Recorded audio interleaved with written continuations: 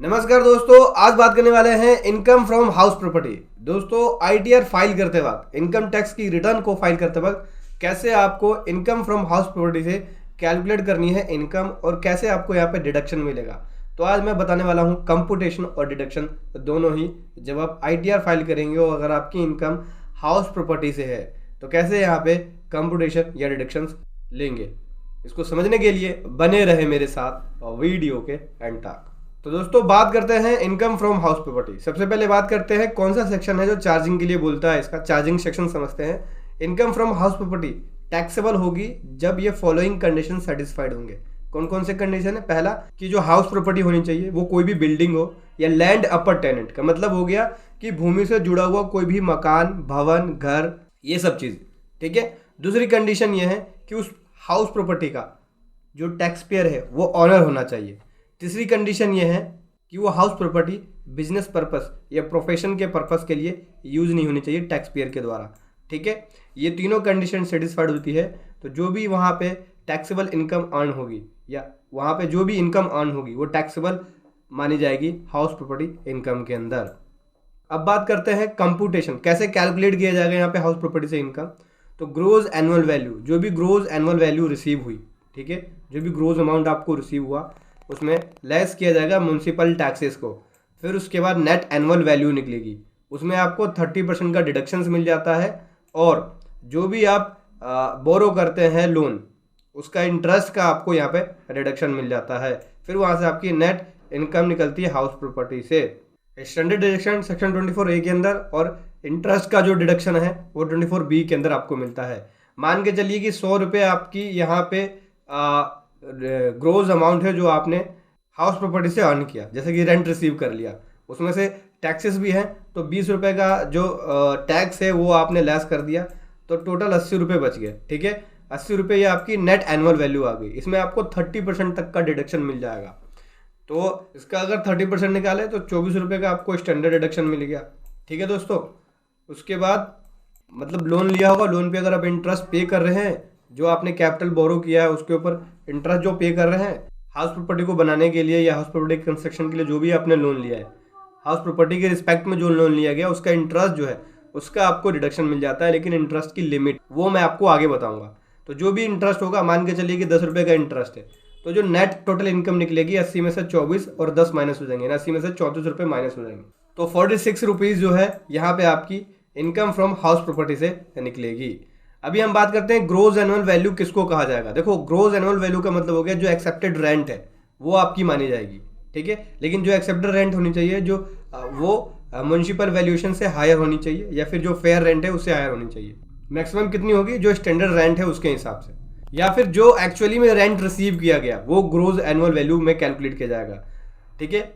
या फिर जो रेंट रिसीवेबल है, जो भी वैकेंसीज की वजह से लॉस हुए हैं उसको लेस करने के बाद, उसको डिडक्ट करने के बाद जो रेंट एक्चुअली में रिसीवेबल है वो आपके यहाँ पे ग्रोज वैल्यू होगी। ठीक है। तो ग्रोज वैल्यू में जो भी रेंट आपने रिसीव किया वो होगा, उसमें से लेस कर देंगे म्यूनसिपल टैक्सेस, 30% का स्टैंडर्ड डिडक्शन। और दोस्तों, जो भी आपने यहाँ पे लोन लिया है उस पर जो इंटरेस्ट पे कर रहे हो उसका डिडक्शन मिल जाएगा। ठीक है। अभी बात करते हैं डिडक्शंस के बारे में। डिटेल में मैं आपको बता देता हूँ डिडक्शन कौन कौन से मिल जाएंगे। सबसे पहले मैंने आपको बता दिया म्यूनसिपल टैक्सेस का डिडक्शन मिल जाएगा। जो भी प्रॉपर्टी का ओनर है अगर वो कोई टैक्स बाउंड कर रहा है, ठीक है, वो टैक्स पे कर रहा है तो उसका टैक्स का जो डिडक्शन है वो मिल जाएगा। जो एक्चुअली में उसने टैक्स पे किया है उसका डिडक्शन मिल जाएगा। स्टैंडर्ड डिडक्शन कितना मिल जाता है? सेक्शन 24A के अंदर 30% का डिडक्शन मिल जाता है जो नेट एनुअल वैल्यू होगी। ठीक है। म्यूनसिपल टैक्स लेस करने के बाद 30% नेट एनुअल वैल्यू का 30% आपको डिडक्शन मिल जाता है, जैसे मैंने ऊपर बताया आपको। जो भी आपने यहाँ पे इंटरेस्ट पे किया, जो कैपिटल बोरो किया है उसके ऊपर, कैपिटल मीन्स यहाँ पे जो लोन बोरो किया है उसके ऊपर जो आप इंटरेस्ट पे कर रहे हो सेक्शन 24B के अंदर, उसका आपको डिडक्शन मिल जाता है। तो इंटरेस्ट के डिडक्शन मिलने की अलग अलग कंडीशन है। पहला है अगर यहाँ पे लेट आउट किया है प्रॉपर्टी और जो एक्चुअल इंटरेस्ट इनकर्ड हुआ है आपका, जो आपने कैपिटल बोरो किया है, मतलब जो लोन लिया है एक्विजिशन के लिए, कंस्ट्रक्शन के लिए, रिपेयर के लिए या कंस्ट्रक्शन के लिए। ठीक है। मतलब कि अगर आप इन सभी चीज़ों के लिए लोन लेते हो और उसके ऊपर जो इंटरेस्ट पे करते हो उसका आपको डिडक्शन मिल जाएगा अगर यहाँ पे प्रॉपर्टी लेट आउट है तो। ठीक है।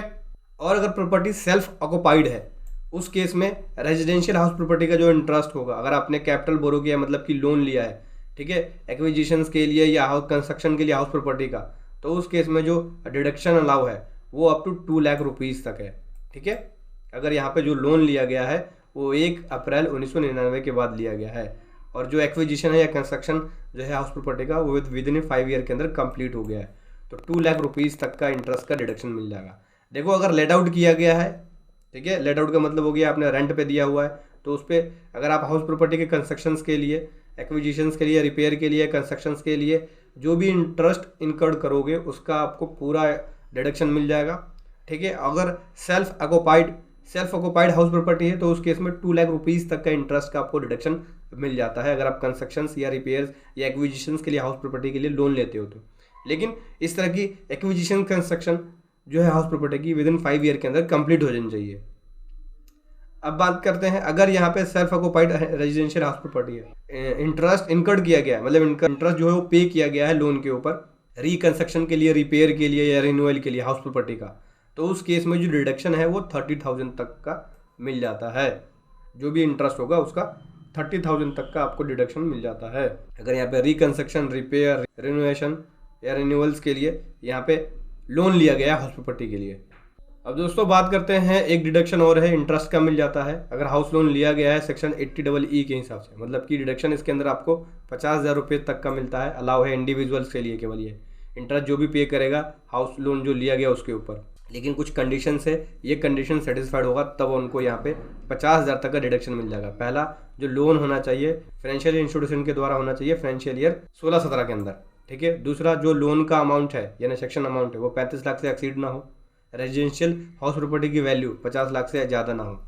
ठीक है, और जो एसएससी है उसकी कोई भी अपनी रेजिडेंशियल हाउस प्रॉपर्टी नहीं हो उस डेट को जिस दिन लोन सेक्शन हुआ है।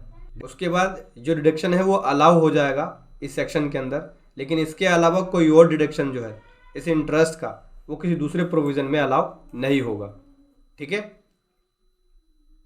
सेक्शन 80EE के अंदर एक डिडक्शन और है, वो है सेक्शन 80EE के अंदर। यहाँ पे जो भी इंटरेस्ट पे करोगे अगर आपने लोन लिया है अफोर्डेबल हाउसिंग के लिए तो उस केस में भी आपको यहाँ पे रिडक्शन मिल जाएगा। इस केस में आपको 1.5 लाख तक का रिडक्शन मिल जाता है इनकम टैक्स एक्ट ए के हिसाब से, income tax act section 80EE के हिसाब से। लेकिन इसमें भी कुछ कंडीशंस है, ये फाइनेंस एक्ट 2019 के हिसाब से आपको डिडक्शन मिलता है। कुछ कंडीशंस क्या है, पहली कंडीशन ये है कि जो लोन होना चाहिए सेक्शन वो फाइनेंशियल इंस्टीट्यूशन के द्वारा 1/4/19 से लेकर 31 मार्च 2022 के बीच में होना चाहिए।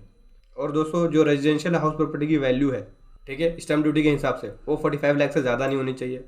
और दोस्तों एसएससी की कोई और प्रॉपर्टी नहीं होनी चाहिए हाउस प्रॉपर्टी जिस डेट को लोन सेक्शन हुआ है। और एसएससी यहाँ पे एलिजिबल नहीं हो डिडक्शन के लिए 80EE के अंदर।